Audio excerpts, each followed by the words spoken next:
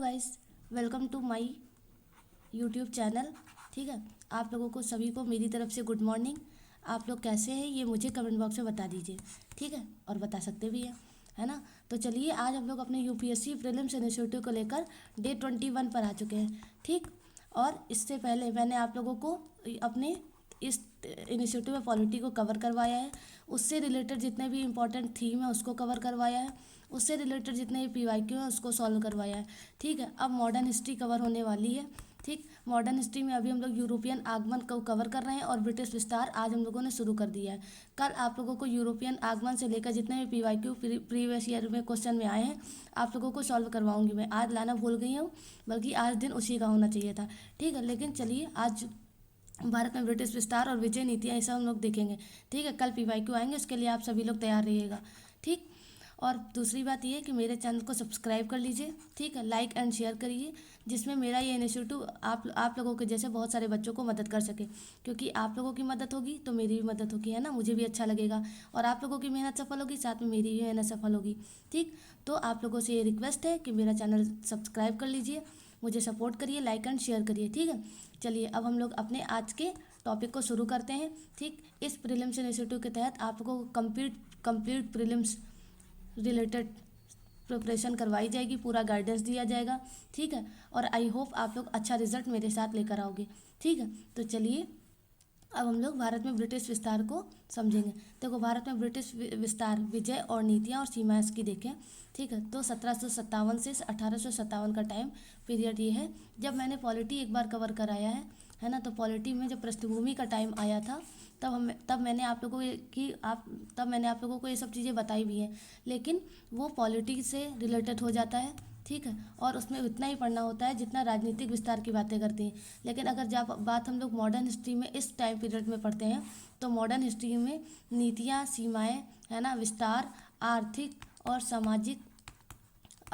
सामाजिक, है ना, सांस्कृतिक, है ना, कौन कौन सी दशाएं थी, ये सारी हम लोगों को पढ़नी पड़ती हैं। यानी कि एक दिमाग का विकास 360 डिग्री में करना होता है, जिसमें सारी चीज़ें समझ में आ जाती हैं। उस टाइम की ज्योग्राफी, उस टाइम का एनवायरनमेंट, उस टाइम की सारी चीज़ें कि ये जो ब्रिटिशियंस थे वो भारत में क्या चाहते थे, उनका क्या लाभ था, है ना, वो कैसे अपनी चीज़ें बना रहे थे, कैसा एक व्यवस्था डेवलप कर रहे थे अपने लिए, अपने आप को लाभ देने के लिए। ठीक, और भारत को नुकसान पहुंचाने के लिए।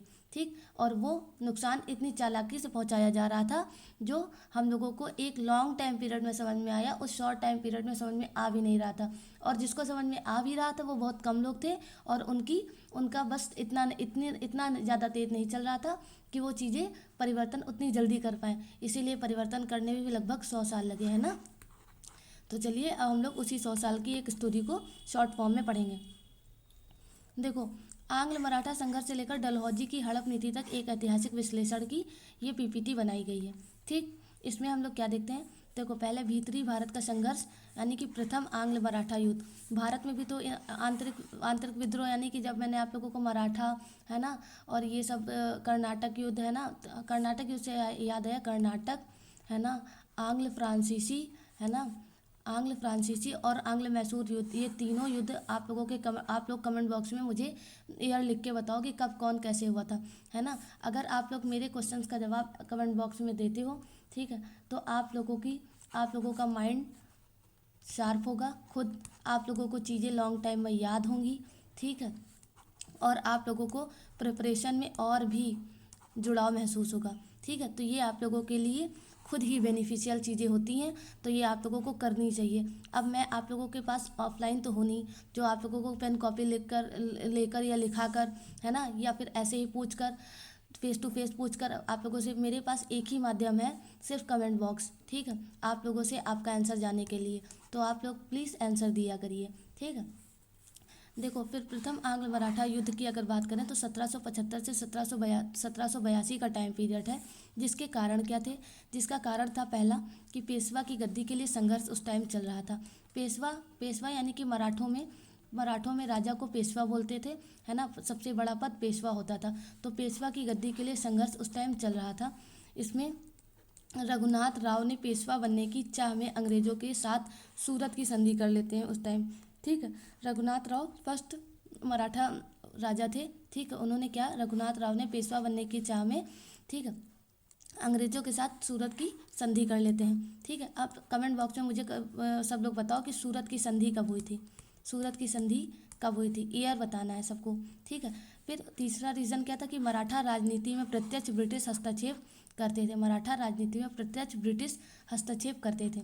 ठीक, तो यानी कि ये इतने कारण हो गए थे। फिर प्रमुख घटनाएं उस टाइम पीरियड की क्या थी कि मुख्य प्रतिद्वंदी, ठीक है, मुख्य प्रतिद्वंदी में कौन था, हेस्टिंग्स बनाम, यानी कि हेस्टिंग्स है ना, हेस्टिंग्स, ठीक है, हेस्टिंग्स और हेस्टिंग्स वर्सेस नाना फडणवीस, जो कि रघुनाथ राव के पेशवा के हैं, रघुनाथ राव जो पेशवा बनने वाला था, नाना फडणवीस उसकी तरफ से क्या था, सेनापति था। ये बहुत मतलब इसको बहुत स्मार्ट माना गया है नाना फडणवीस को। ठीक है, तो हेस्टिंग्स वर्सेस नाना फडणवीस और महादजी शिंदे, इतने लोग इसमें शामिल थे।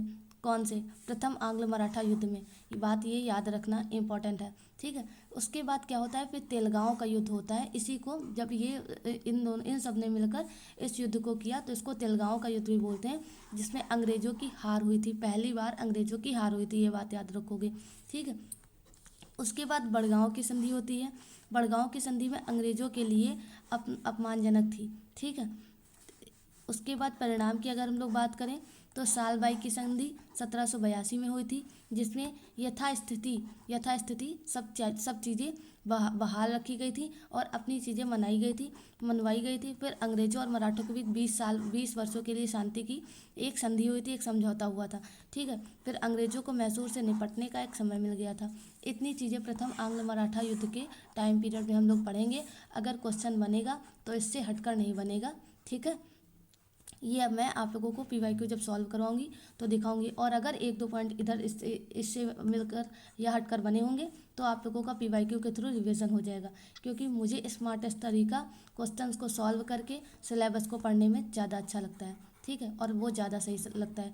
आप क्वेश्चन पढ़िए। ठीक है, आप जिस भी टॉपिक को पढ़ना चाहते हैं, है ना, जिस भी टॉपिक को पढ़ना चाहते हैं उसके क्वेश्चन पढ़िए, जितने प्रीवियस ईयर में आए हैं उन्हीं क्वेश्चंस के जितने भी स्टेटमेंट हैं, जिस भी टॉपिक से आया है, ठीक है, उन सबको पढ़ लीजिए। उसके बाद वो टॉपिक पूरा एक बार फिर से रिवीजन कर लीजिए, आप लोगों का वो चैप्टर कंप्लीट है।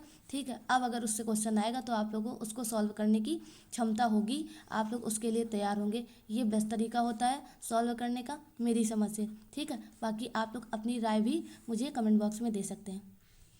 ठीक है, फिर मराठा शक्ति का अंत द्वितीय और तृतीय आंग्ल मराठा युद्ध में होता है, जिसमें 1803 से 1818, ठीक है, 1818 का टाइम पीरियड है, जिसमें द्वितीय की अगर हम लोग बात करें तो द्वितीय आंग्ल मराठा युद्ध 1803 से 1805 तक होता है, जिसमें पृष्ठभूमि उसकी क्या बनी कि पेशवा बाजीराव द्वितीय द्वारा बसिन की संधि करवाई गई। ठीक है, परिणाम क्या था कि मराठा संघ का विघटन हो गया। ठीक है, फिर संधिया क्या हुई कि सिंधिया सुरजी, यानी कि अंजनगांव, भोसले देवगांव और होलकर राजपुर घाट, इन तीनों में डिवाइड हो गया। ठीक है, आप लोगों को आंग्ल मराठा युद्ध मैंने परसों की वीडियो में भी, यानी कि लेक्चर नंबर 20 में भी एक बार डीप समझाया है। ये आपका सिर्फ रिवीजन हो रहा है। ठीक है, आई होप आप लोगों को चीज़ें पुनः याद आ रही होंगी। ठीक है, तो अब हम लोग तृतीय आंग्ल मराठा युद्ध देखते हैं। तृतीय आंग्ल मराठा युद्ध 1817 से 1818 का टाइम पीरियड है। इसमें कारण क्या था कि पिंडारियों के विरुद्ध ये अभियान चलाया गया था। निर्णायक हार इसमें किसकी हुई थी, किरकी, सीताबर्डी और माहितपुर के युद्ध में इन सबकी निर्णायक हार हो गई थी। फिर अंतिम परिणाम क्या हुआ था कि अब पेशवा पद समाप्त हो गया था, बाजीराव द्वितीय को बिठूर भेज दिया गया था। ठीक है, ये कमेंट बॉक्स में आंसर मुझे बता सकते हो कि बिठूर कहाँ पर है, क्योंकि ये मुझे भी सर्च करना पड़ेगा, क्योंकि ये मुझे इस टाइम रिमेंबर नहीं आ रहा है। ठीक है, उसके बाद चौथा पॉइंट क्या कि बड़ौदा, इंदौर, नागपुर, ग्वालियर ब्रिटिश प्रभाव में आ गए थे। ठीक है, तो 1818 तक टाइम पीरियड क्या था कि आंग्ल मराठा में अंग्रेज जीत चुके थे और मराठा की हार हो चुकी थी।